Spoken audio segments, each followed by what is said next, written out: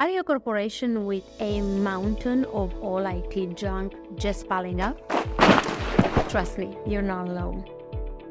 The world is on track to hit 74 million metric tons of e-waste by 2030. 74 million metric tons of e-waste, not regular waste, e-waste. And this is not just a ginormous junk pile, but it is also a data nightmare.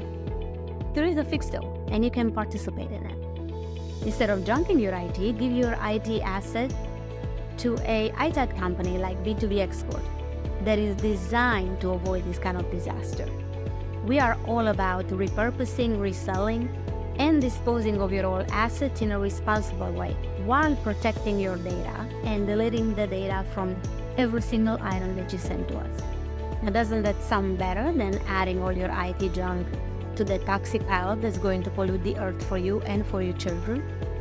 If you're a business, school, or any other type of organization looking to handle your IT junk the right way, make sure you're compliant with all the laws and make sure that you are protecting the earth and making it a better place.